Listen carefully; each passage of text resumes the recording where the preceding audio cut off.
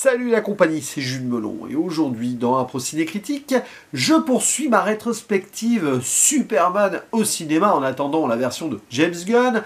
Et donc après un excellent premier volet et un deuxième que j'aime beaucoup par nostalgie mais pas que, là ça se gâte un poil avec ce troisième opus sorti en 1983, Superman 3, toujours réalisé par Richard Lester qui avait remplacé Donner dans le précédent. Et pour plusieurs raisons, c'est compliqué. Mais bon, attendez, il y aura le 4 après. Un troisième volet d'ailleurs que je n'avais pas découvert plus jeune, mais après la vingtaine. Donc c'était difficile, disons.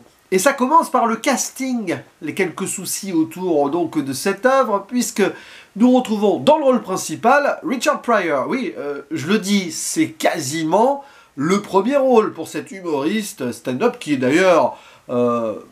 assez drôle, hein. On le voit à certains moments, si on sort du cadre Superman, c'est amusant. Mais bon, c'est Superman là, qu'on retrouve toujours sous les traits de Christopher Reeves, qui va être à la fois Superman Clark Kent, mais aussi à un moment la face sombre de Superman. Et il n'y a plus Gene Hackman, puisque Lex Luthor disparaît. Bah, c'est juste que Gene Hackman ne voulait pas revenir. Déjà dans le 2, en fait, techniquement, il est à moitié revenu. Je vous renvoie à ma vidéo sur Superman 2 où j'explique cela. Par contre, Margot Kidder est clairement retirée, comme punie en fait, pour avoir râlé sur le changement de metteur en scène sur le précédent. On la voit au début et à la fin. Elle est exilée en vacances. Donc bon. Sinon, on a Robert Vaughn qui est là. Alors, il interprète un Lex Luthor du pauvre, si vous voulez, même s'il est très riche. C'est amusant. Annette O'Toole présente. Alors ça, c'est une actrice qui a... on va dire, quelque chose en moi par rapport à des souvenirs de jeunesse, car elle jouait dans le fameux téléfilm Ça, qui fut une de mes premières frayeurs quand je l'avais vu sur M6. Bon, là, elle interprète Lana Lang. Oui, bah, c'est le love interest de Clark Kent adolescent à Smallville, quoi, parce qu'on y revient à Smallville. Voilà, voilà. Bon, on peut citer aussi la présence de Annie Ross, qui sera ensuite dans quelques films de Robert Altman, mais bon... Elle a un rôle intéressant vers la fin, enfin dans sa transformation, disons. Il s'agit d'un film scénarisé par les époux Newman, David et Leslie, que Richard Donner ne voulait pas avoir, parce qu'ils étaient trop axés comiques ou avec des idées qu'il n'avait pas validées. Bah là, ils sont centraux au projet. Et avec Richard Lester à la réalisation, ça verse de plus en plus dans la comédie. Ça avait été déjà critiqué pour le second opus, histoire donc que c'était trop détente, on va dire, pour un film de super-héros. Alors là, les potins sont poussés à fond, et ce, dès l'introduction. Voilà, d'ailleurs, on commence le film avec le personnage de Richard Pryor, donc Gus Gorman, ou Auguste, si vous préférez, qui, alors en VF, parce que j'ai quand même un peu, à l'époque, je l'avais découvert en VF, c'est la voix d'Eddie Murphy. Bon, évidemment, ça va renforcer l'aspect comique, mais peu importe. Il est là, au début, ce personnage, on ne sait pas qui c'est, et il demande donc l'allocation chômage. Bon.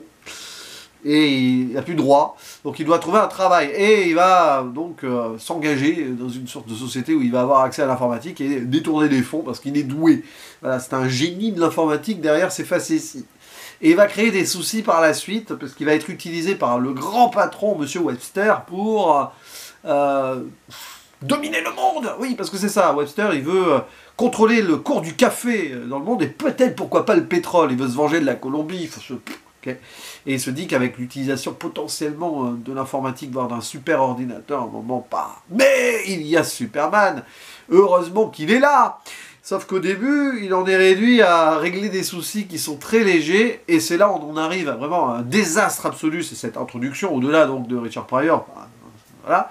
C'est cette scène de générique où il y a une série de gags qui, en soi, c'est amusant, mais qu'est-ce que ça fiche là et comment vous voulez ouvrir un Superman comme ça? Richard Lester à fond, lui qui venait donc, enfin qui a fait beaucoup de comédies, notamment au Royaume-Uni, avec les Beatles, entre autres. D'ailleurs, il y a un hommage, à un moment, on entend une reprise des Beatles, lors d'un bal, un bal étonnant, où on a aussi une référence avant l'heure à Retour vers le futur. Earth Angel, Earth Angel. C'est à se demander s'ils aimaient Kiss entre les Beatles et cette scène-là. Je sais pas s'il aimait beaucoup Richard Lester, mais bon, parce que 2 ans après, il y a quand même Retour vers le futur. Mais restons centrés ici sur ce qui se passe. Donc des gags, et Superman, bon, bah, on sent qu'il sert pas à grand-chose. D'ailleurs, Clark Kent non plus, on va l'envoyer à Smallville pour des reportages avec le photographe, mais... Heureusement, un peu de tension. À un moment, il y a une usine pétrochimique qui menace d'exploser. Ça peut être gravissime. Et Superman vient sauver la situation. Pour une excellente scène, d'ailleurs, vers le départ, jusqu'à cette calotte glaciaire pour éteindre l'incendie. Et c'est là où il va se passer des trucs. Donc, Superman va faire face à l'intelligence artificielle, à l'intelligence de Gorman, à la méchanceté des méchants riches. Mais c'est terrible. Parce que ce 3e volet, il y a des moments où j'aime beaucoup, il y a des moments où c'est la catastrophe. Et ce 2e visionnage me l'a confirmé. Il y a une vraie frustration derrière, vraiment. Parce que, allez, j'ai envie d'être positif. Là, pour commencer, il y a des scènes qui sont très fortes. Donc le Dark Superman face à Clark Kent avec un dédoublement là, dans cette casse, dans cette décharge, dans cette fourrière, je sais pas quoi, là. Super ça comme idée. C'est super bien mis en scène. D'ailleurs, quelques moments de transformation le sont aussi. Il y a des moments où tu sens que ça aurait pu être un super film si on avait fait les bons choix scénaristiques et si on n'avait pas lâché prise sur certains points dans l'écriture globale, même cinématographique. Il y a ça, il y a aussi des choses qui sont passionnantes sur les machines, l'intelligence artificielle pour le début des années 80, cette modernité qui est là, et il y a des thématiques qui sont plutôt bien abordées là. Voilà, jusqu'au bout où il y a même l'apparition d'un personnage cyborg, sans trop spoiler, qui est en fait, on va dire, les chutes d'un premier scénario que Richard Donner aurait probablement mis en place s'il avait réalisé ce 3e film, c'est-à-dire l'apparition du personnage de Brainiac, des ennemis de Superman dans les comics. Et en fait, à un moment, Brainiac, il arrive vite fait sous les traits d'un personnage jusqu'ici, certes intelligent, mais qu'on n'imaginait pas comme ça. Alors ça en est presque anecdotique, et c'est ça le problème, c'est que les bonnes idées sont trop sporadiques, et elles sont vite dégoupillées. Après, dans l'écriture, il y a des trucs qui vont clairement pas dans les incohérences, on va pas faire des listes là-dessus, mais la machine qui se rebelle, à un moment, j'aime bien. Et c'est assez avant-gardiste là, on est même avant Terminator 2. Et c'est peut-être un des premiers films, en tout cas populaires, qui ose aborder cela assez frontalement. À vérifier, peut-être que dans des comics, justement, déjà, on posait cela. Peut-être aussi dans certaines œuvres littéraires. Et là, en cinéma hollywoodien, en tout cas, c'est intéressant et c'est dommage, vraiment, quoi. Ce qui est vraiment compliqué aussi, c'est que par exemple le Dark Superman n'est pas assez exploité. Alors certes, il y a cette idée de kryptonite qui n'est pas vraiment de la kryptonite, donc comme ça il devient. Oui, on va devoir juste redresser la tour de Pise. Là aussi, même dans un moment dramatique, on a un comic relief qui est imposé, avec les clichés autour d'un sculpteur italien. Ma stronzo Superman. Et ouais, ça va avoir même un écho jusqu'à la fin. C'est une scène qui, bêtement aussi, m'a rappelé Astérix et Cléopâtre, hein, si vous voyez l'idée, avec le nez du sphinx. Bon. C'est-à-dire, il y a des trucs, il y a des choses qui me rappellent beaucoup de choses là-dedans, mais comme vers Retour vers le futur, ça n'a aucun sens, mais c'est pas grave. Et puis il y a cette romance, bon, Superman avec Lana, avec le méchant alcoolique en face, il y a des petits trucs qui sont intéressants, mais ça aurait fonctionné en série, justement, Smallville peut-être derrière, alors j'ai jamais vu de Smallville, hein, ou très vaguement. Peut-être s'inspirer un peu en se disant, il y a des trucs à faire. Le bully là, et puis à un moment au bowling où il va, Clark Kent quand même, aider le petit de Lana, qui n'a pas de père, et attention, ça pourrait être le fils... peut-être que ça sera le Superboy, je sais pas s'ils ont fait ça dans les comics, mais non, c'est pas le père, de toute façon c'est pas ça, mais c'est pas grave. Oui, avec père de substitution potentiellement Clark Kent, mais Superman ou pas, voilà, le petit va quand même, il va pas subir ce que Clark Kent a peut-être subi plus jeune, parce que Clark veut pas qu'il subisse cela, sur cette partie de bowling en tout cas. Oui, des petits trucs touchants comme ça, mais alors, le film part dans tous les sens.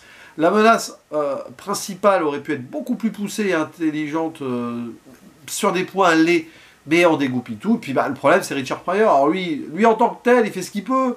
C'est indirectement de sa faute, parce qu'il était très populaire à l'époque, il avait beaucoup aimé le 2 et il a voulu jouer là-dedans. Enfin, il a essayé de, pas de forcer la main, mais voilà.